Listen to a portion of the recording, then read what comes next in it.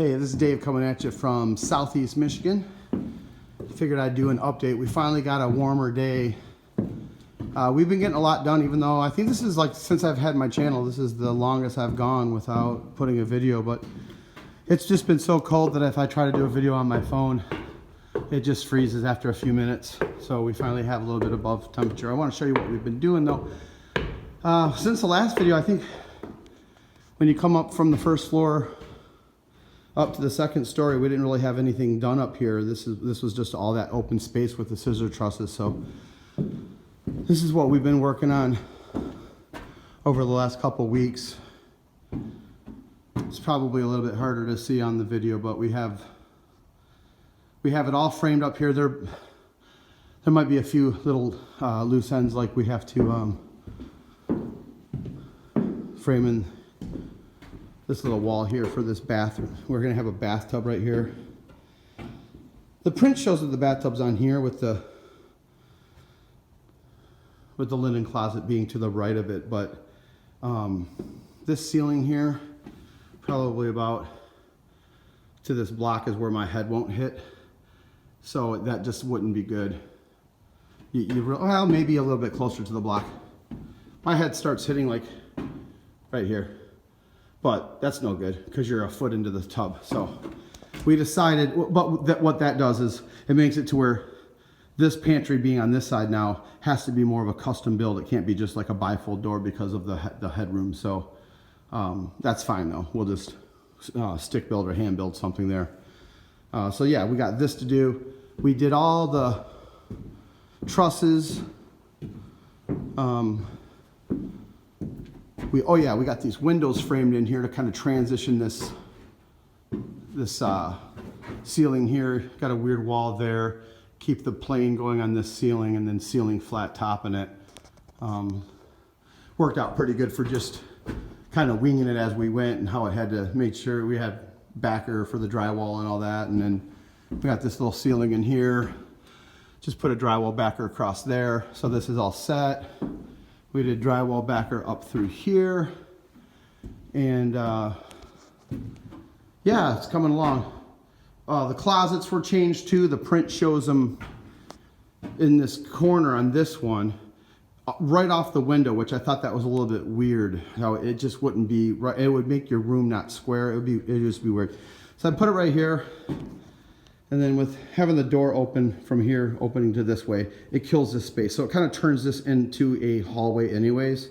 So that just made more sense to have a square pattern, you know, right here in this area. And it still leaves a couple ways you could put a bath or a bed. What else we got going on here? Well, anyways, yeah, you come up here. And it turned out really good because for some reason I thought that once I framed these walls that we would have like only an 8-foot ceiling or 8.5, but turns out that at the tip of my fingers is 8 feet and I'm still a good 2 feet. So this is 10 feet high, 10 feet ceilings in this entryway as you come up. And then another thing, oh yeah, like right here, just a kind of a quick tip on how to save lumber. It's a little bit more to plan, but you know, what you do is instead of putting a full buck in here to tie this wall in, carpenters would know what that means. It's just when you have three boards, one's the one that's just like this one in the wall that you can shoot this into, and then you have to have a stud on each side that runs up against that one for drywall backer on each side. So you're using 3 full studs. When you're framing, you're always going to end up with tons of blocks. So as long as the blocks are 14.5 inches or longer, what I do is you just basically measure down from the rough frame. So you have drywall, 5/8 of an inch drywall on the ceiling. So you just measure down basically 48 inches, which would be a sheet of drywall. 48 and 5/8 inches would put you actually where this wall drywall would go once you have the ceiling already. And then you just split the difference back in half. So if this is 3.5 inches, you would just measure down to 48 and 5/8, back 1 3/4. So that 1.75 is half of 3.5. So that way, by the time you sheet your ceiling and you put your drywall in, the first sheet coming down would land right halfway onto this 2x4. And then, and then from there, you're just doing 16 on center. And so it takes a little bit more planning, but what you're doing is you're saving lumber, especially with how much it costs now, and you're using up your scrap. So that's a good way to do that. Now on these blocks here, you'll see some of them are 2x4, some of them are 2x6. It's just that when we were building these walls, we ended up with the 2x6 blocks. Those are exterior walls, so I went 24 on center. That just makes it a little bit easier to get insulation inside there, so squeeze it up in there. And so, what else? We got these braces done up here. All the bracings right off the truss drawing, which is right here. It's not as hard as you think to do that stuff. It shows you right here. I'm trying to see if I can find some light to show you on this, but most of the time when you get trusses delivered,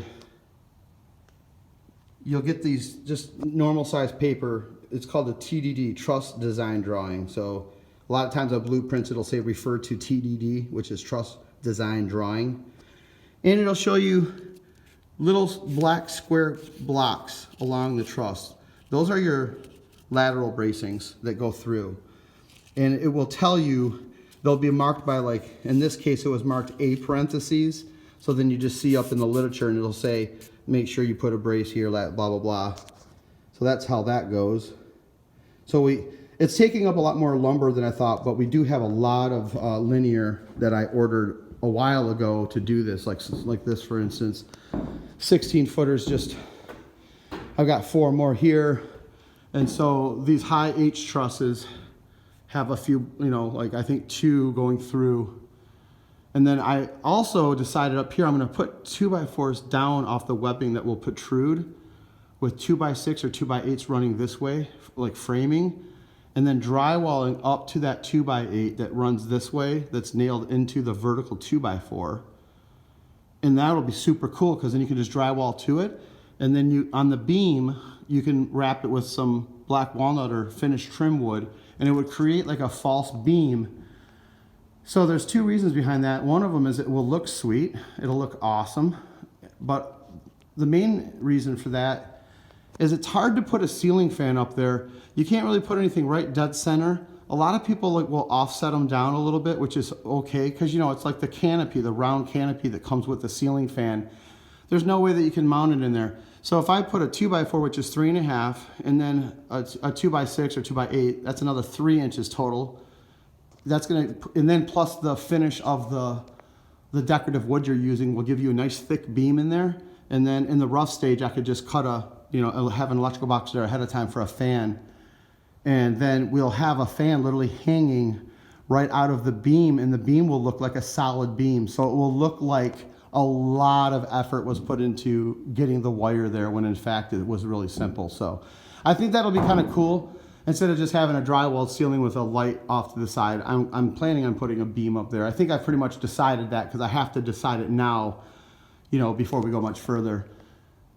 And, eventually we'll want to take down this scaffold here. So yeah, that's pretty much what we've been doing. Oh, here we go. Let me see if I don't blind you here. I'm actually upstairs so you can actually see how we did the dormers. I hope this will look okay. Yeah, see, there we go. See, we went up high with the roof. I wanted to make sure that before screws go in there that we're pretty high in case we get snow buildup. Like in here, you can see some snow buildup. I have a feeling in certain circumstances this could get filled up a lot with snow. So even this lower piece, everywhere where we put a screw, before we put that on, I put some quad caulk on there. So even where that screw goes through into the roofing pan, it's got some really high quality caulk there. And we just kept this first piece of trim parallel with the slope of that 2-pitch on the roof. And then the top, the first piece of siding is the level one. So it widens and then it goes narrow. That way the rest of them are perfectly level. But yeah, that's what took us a lot of time, and that's what was causing us to not turn the lift in. But we got that all done. And then from there, let's see, where are we at with this video? We're already at 9 minutes. Maybe I'll wrap this one up. I just wanted to show you the upstairs. I'll do another one for the basement stuff. And then maybe I'll even do a video for the, like a firewood update. Because that's another thing we've been doing for the last couple months. Yeah, I haven't done a video in at least 2 months. We've been selling a lot of firewood, but I'll do a video on that too. It's a nice day, I might as well. But anyways, yeah, this is the upstairs. I'm glad to get it done. And the HVAC guys have started. We got a little bit of duct work here. I'll do another video on the HVAC stuff once they really start getting more things in here, just to kind of go over it. We don't really have enough content with that to do a video. But yeah, I'm excited. I'm glad that the weather's warming up. It looks like today's warmer. It's like 34, it's Sunday. But tomorrow, high of 45. And then it's like, I think one day next week's supposed to be almost 70 degrees. So I'm really looking forward, really looking forward to that. Anyways, this is Dave signing off.